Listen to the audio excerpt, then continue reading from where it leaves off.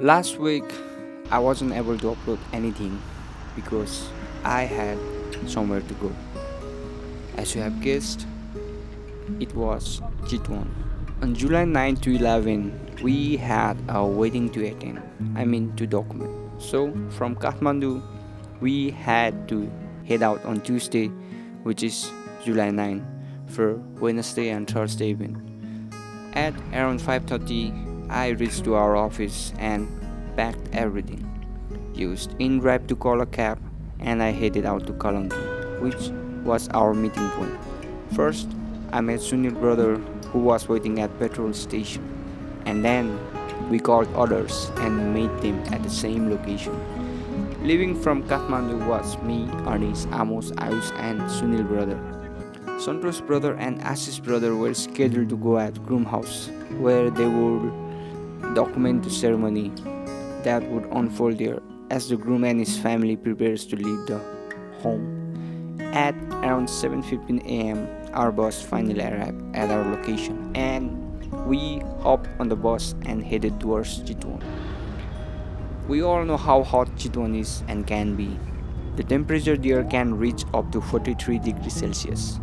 We were concerned about the heat because some of us have never experienced such heat, and I have only been there during the winter season few years ago. But आज रिक्वेस्टको ब्लगमा म छु अलिक यहाँ सबभन्दा कन्चुवा पऱ्यो putting the concern aside, we were enjoying the very moment on the bus, talking about our past life and moments that we have experienced at this field of work.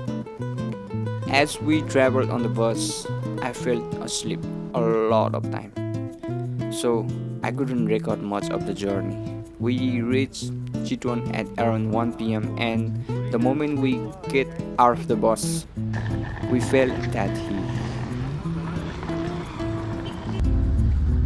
We took a vehicle and headed towards the hotel that was booked for us. The moment we reached our hotel, we just went to our room, turned on the AC, and rested there for a while before ordering snacks. After snacks, all the boys headed back to their room, whereas me and Sunil brother decided to head out and explore the location. And that's what we did. We walked around for hours, and as you can see, it rained that day, but still, the temperature was hot. We crossed the bridge, which I don't know the name, and decided to go near the bank where there was a statue of Gautam Buddha.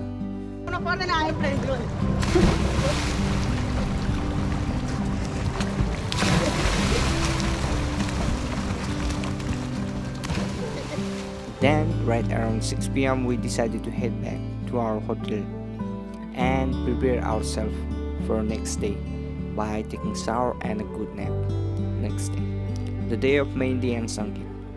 We decided that Anis, Amos, and Ayush would go for a post-wedding shoot on some resort, so me and Sunil brother would stay at the hotel for the day. Since we started to get bored, we also decided to head out.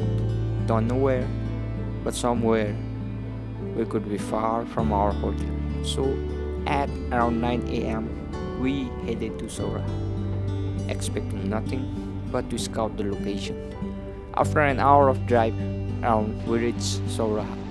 And the funny thing was, that morning it was raining a lot, but there was not much changes in temperature. It was still hot. Not even a single leaves were moving around. There wasn't any wind at all. And we were puzzled when we reached there because we didn't know what to do. Then we decided to visit Chitwan Museum, spend 100 rupees for entry fee just to see dead animals. We scouted the location, took some pictures, and then decided to leave the location and headed back to our hotel. We reached our hotel at around 11:30 a.m. maybe, and we headed to our room, resting and waiting for our other team to come back from shoot. So at 4:30 p.m. a car came to pick us up, and our bride was also there. She had just finished her makeup and was also heading back to her house. That evening, Amos had some health issues, so he couldn't join us, but we four people were enough for the event to cover everything. After we reached Bride House, we prepared our light, camera, gimbal, drone, and it was time for some action. We didn't knew how the light technician had prepared the lights for that event, but most of the time they tend to focus their lights on their decoration only, because of which there is not much light falling to the main subject. So we always carry our light to give some small feel to the subject. That evening we stayed till 11, and after the event was over, we had dinner at the bride house and we headed back to our hotel, where we charged our batteries, copied our files, took shower and prepared ourselves for next day, which was wedding day. The next day, as it is rainy season, it was raining heavily in Chitwan, but still it was hot. With American breakfast we were filled enough to handle the heat of Chitwan and pressure of the wedding day. I believe every wedding team does this, which is divide their team into two groups, one at groom side and one at bride side. I was at the bride side, so we headed to the venue early and did some photo and video shoot with bride. Then it was wedding. That day, so many things was happening. We were going out of car, our chargers were not working, people were all over the stage near to bride and groom, making it difficult for us to shoot. And yes, we anticipated such chaotic moments to occur. If it was in Kathmandu, then we have the event manager at standby who would manage everything, even the crowd. But we were in Chitwan, so we were somehow prepared for this. The wedding concluded at around 6 pm and we were scheduled to head back with our bride and groom to Kathmandu, so we could document the welcome ceremony that would take place at groom house. After the wedding and farewell ceremony is over by bride family, at around 7 pm we headed back to KTM, and our team was on separate vehicles whereas the bride and groom were on another. In total 7 vehicles were there that day, traveling together back to Kathmandu. But at one point we took 45-minute early turn and headed to Kathmandu from Nuwakot side. So at around 1 am we reached Kathmandu, and it took us almost 1 hour and 45 minutes to find groom house. Their Anis and Sunil brother decided to stay to shoot rest of the events.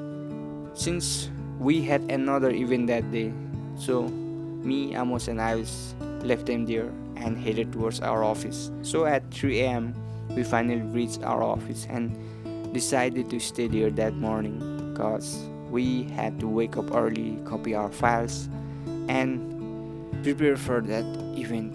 So after roughly 5 hours of sleep, we woke up and prepared ourselves for next event, which was scheduled at 10 am Friday, date June 12. So that's how my weekend was, traveling and shooting. It's like wake up, travel, shoot, edit and repeat.